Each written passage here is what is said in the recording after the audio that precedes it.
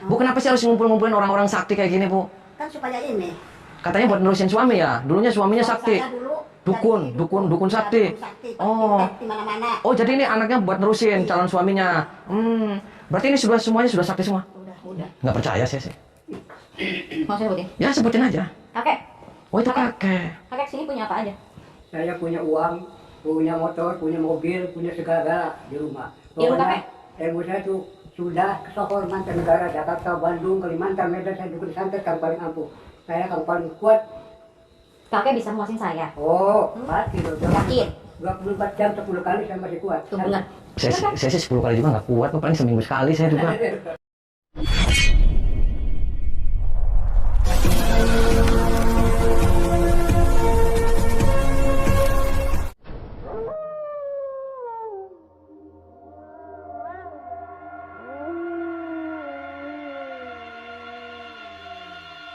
Assalamualaikum warahmatullahi wabarakatuh. Sahabat pemirsa yang dirahmati Allah Subhanahu wa Ta'ala. Selamat menyimak kembali kisah dakwah Ustadz Kang Ujang Bustomi, dan semoga keberkahan senantiasa terlimpahkan kepada para sahabat semuanya. Kisah ini adalah aksi Kang Ujang yang ikut sebuah sayembara untuk bisa menikah dengan seorang perempuan cantik yang bernama Putri Malu. Banyak para dukun kaya raya yang ingin ikut sayembara. Dan misi Kang Ujang adalah untuk menghentikan perbuatan sesat dan menyimpang itu. Lalu bagaimanakah aksi Kang Ujang tersebut? Silahkan disaksikan kisahnya selengkapnya. Dan semoga Allah Subhanahu wa Ta'ala senantiasa memudahkan Kang Ujang Bustomi dalam menjalankan setiap misi dakwahnya.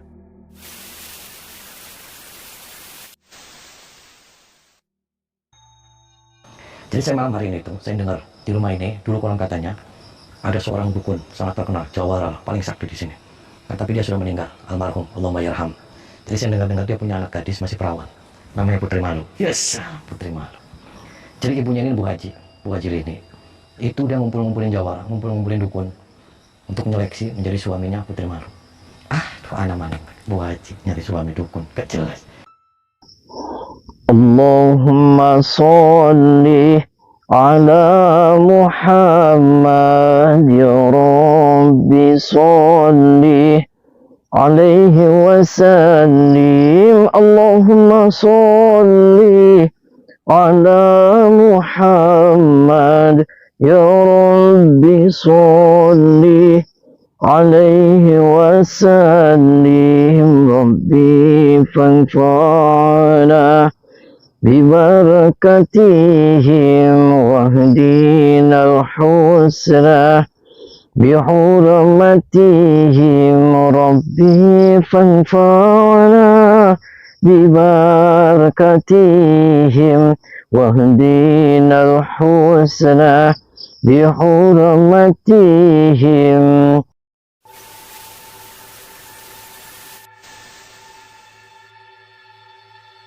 Sahabat Kang Ujang Bustomi yang berbahagia. Video ini bermula dari cerita seorang warga kampung yang datang dan bercerita kepada Kang Ujang Bustomi bahwa ada seorang ibu haji yang adalah juga tetangganya sedang mencari seorang menantu untuk anak perempuannya. Anaknya tersebut bernama Putri Malu, yang memang adalah seorang gadis bunga desa. Namun cara yang dilakukan sang hajah tersebut cukup aneh, yaitu dengan cara membuat sebuah sayembara. Dan siapapun pria boleh mengikuti sayembara tersebut. Namun ada syarat yang harus dipenuhi jika ingin menjadi menantunya, yaitu harus punya banyak harta dan memiliki kemampuan ilmu yang sangat hebat. Konon, tujuan sang hajah memberikan syarat itu adalah untuk agar menantunya bisa meneruskan peninggalan suaminya yang adalah dukun santet yang sangat hebat. Dan karena tahu sayembara tersebut, ternyata banyak dukun yang kemudian ingin mengikuti sayembara itu. Bahkan kakek-kakek pun juga ingin mengikutinya. Dan saat ini, para dukun itu sudah ada di rumah sang hajah untuk melakukan audisi.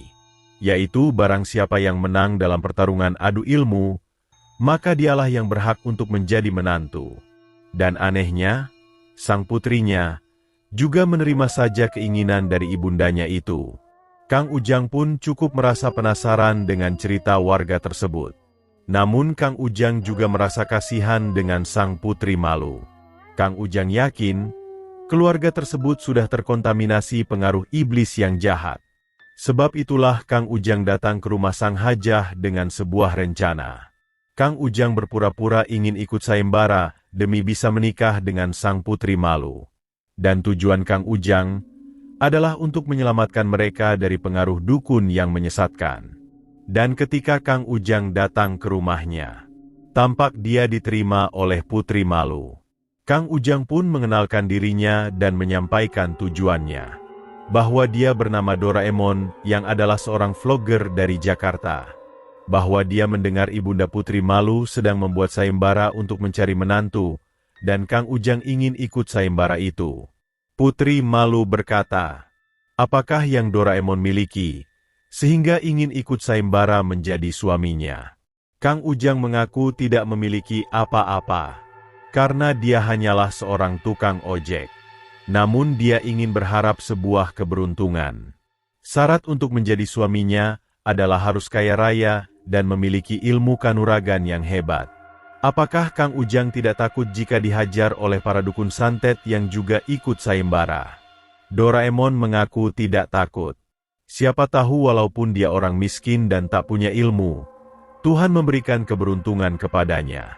Maka diperkenalkanlah Doraemon kepada ibundanya. Ternyata, di sana juga sudah ada beberapa orang pria dewasa yang juga ingin ikut sayembara. Bahkan seorang dari mereka terlihat sudah sangat tua. Kakek sini punya apa aja? Saya punya uang, punya motor, punya mobil, punya segala di rumah. Ibu kakek? Ibu saya itu sudah ke Sohor mancanegara, Jakarta, Bandung, Kalimantan, Medan, saya juga disantet kan paling ampuh. Saya kan paling kuat. Kakek bisa muasin saya. Oh, pasti. Yakin? 24 jam 10 kali saya masih kuat. Tuh benar. Saya sih 10 kali juga nggak kuat, paling seminggu sekali saya juga. Para dukun yang ikut sayembara itu berusaha meyakinkan dengan menunjukkan yang dimilikinya, bahwa mereka memang adalah orang yang kaya raya, serta memiliki ilmu yang sangat luar biasa.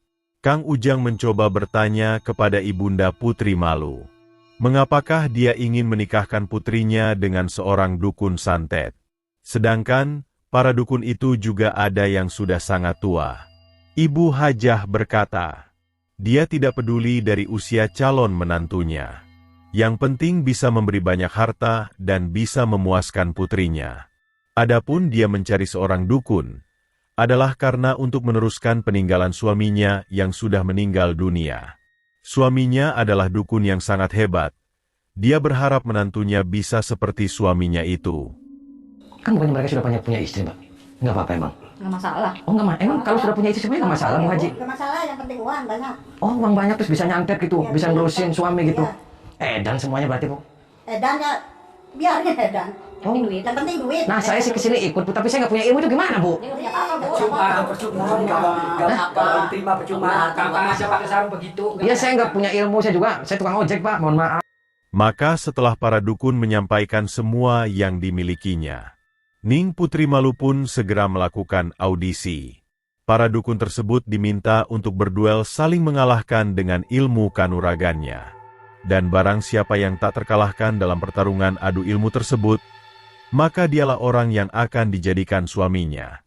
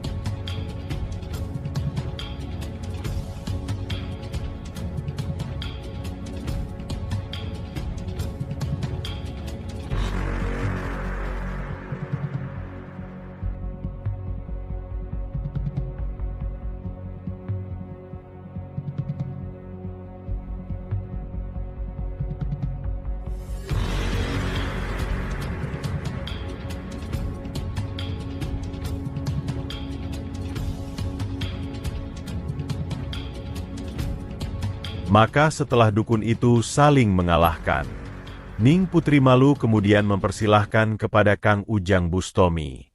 Jika memang Kang Ujang masih berniat untuk memiliki dirinya, Kang Ujang diminta untuk melawan dan mengalahkan sang dukun yang menjadi pemenang pertarungan itu. Maka terjadilah pertarungan Kang Ujang dengan sang para dukun yang ikut sayembara tersebut.